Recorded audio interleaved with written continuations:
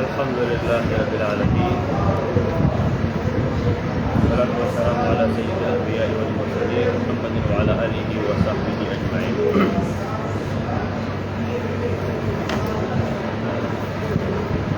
مشکاۃ المصابیح کا مقدمہ بیان ہو رہا ہے۔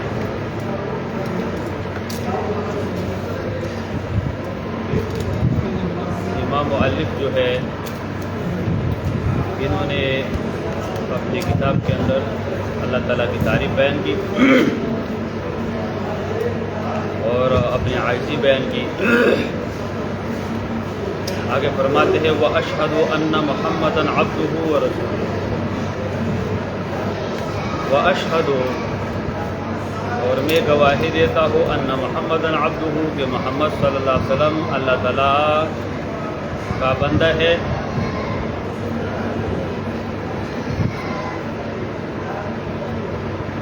وَرَسُولُهُ اور اللہ تعالیٰ کی رسول ہے۔ الذی بعثہ وہ رسول کہ جسے اللہ نے مبعوث کیا ہے، اللہ نے اس کو رسالت کے ساتھ متصف کر کے مبعوث کیا ہے، بھیجا ہے۔ وطرق الایمان یہاں وہ حالیہ ہے، معنی یہ ہے کہ رسول اللہ اس وقت میں آئے۔ وطرق الایمان درا حالے کے ایمان کے راستے، قد عفت آثارها یقیناً مٹ چکے تھے اس کے آثار۔ رسول اللہ اس زمانے میں آئے کہ جس زمانے میں ایمان کے راستوں کے آثار نقش قدم مٹ چکے تھے۔ وخبت انوارها اور اس کے روشنیاں بجھ چکی تھی۔ وخبت اور بجھ چکی تھی انوارها ایمان کے راستوں کی نور اور روشنیاں۔ ووہنت ارکانها اور ایسے وقت میں آپ تشریف لائے کہ ووہنت ارکانها کمزور پڑ گئے تھے، ارکانها اس کی بنیادیں کمزور پڑ گئی تھی، اس کی بنیادیں۔ حق کی ضمیر کس کی طرف راجع ہے؟ طرق الایمان کے، ایمان کے راستوں کے جو ارکان ہے، جو بنیادیں ہے، وہ کمزور ہو چکی۔ وجہل مکانها اور اس کی جگہ چھپ گئی تھی۔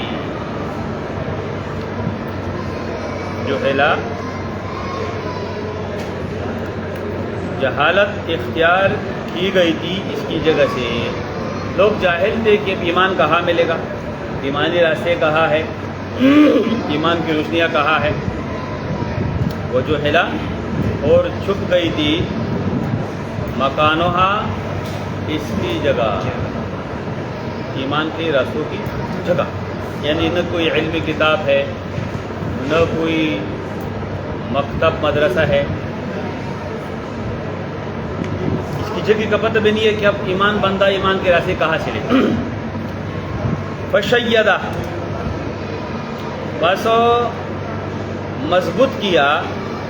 شیدہ میں ضمیر راجع ہے رسول اللہ کی طرف، مبعوث کی طرف۔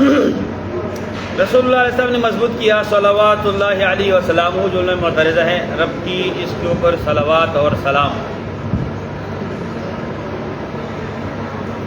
اللہ کی طرف سے اس کے اوپر آفرین ہو، شاباش۔ من معالمہا فشیدہ من معالمہا رسول اللہ علیہ السلام نے مضبوط کیا، من معالمہا اس کے وہ نشانات، ما عفا جو مٹ گئی تھی، جو نشانیاں مٹ گئی تھی، رسول اللہ علیہ السلام نے شیدہ اسی جگہ پر اس کو مضبوط فرمایا۔ وشفا من العلیل اور شفا دی من العلیل بیمار کو فی تائید کلمۃ التوحید کلمہ توحید کی تائید میں مضبوط ہونے میں کلمہ توحید کو مضبوط کرنے میں رسول اللہ علیہ السلام نے انسانیت کا علاج کیا شفا دی من کان علی شفا جو بھی کھائی اور کسی گڑھے کے ہلاکت کے گڑھے کے کنارے پر تھے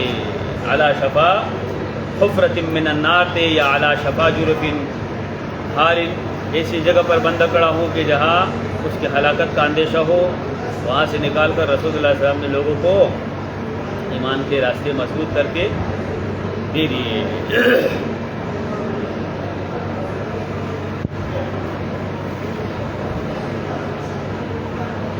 وَأَوْضَحَ سَبِيلَ الْهِدَایَةِ اور رسول اللہ علیہ السلام نے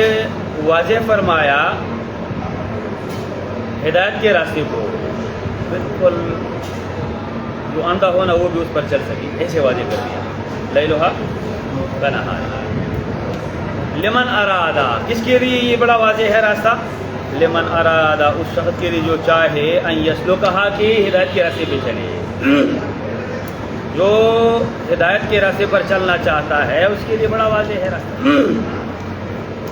واظہر اور رسول اللہ نے ظاہر فرمایا کنوز السعادت سعادت اور نیکبختی کے کنوز کو خزانوں کو بڑا واضح کیا لمن اس شخص کے لیے قصدا کہ جو چاہے قصد کرے ان یملکھا کہ اس کا مالک بنے اب جو مالک بننا چاہتا ہے تو کنوز السعادہ بالکل واضح ہے اب جو شخص ہدایت کے راستے پر چلنا چاہتا ہے تو یہ راستہ بڑا واضح ہے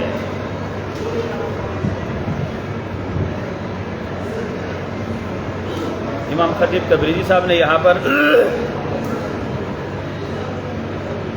اللہ تعالیٰ کی تعریفات کے بعد اپنی کمزوریوں کو کوتاہیوں کو ذکر کیا ہے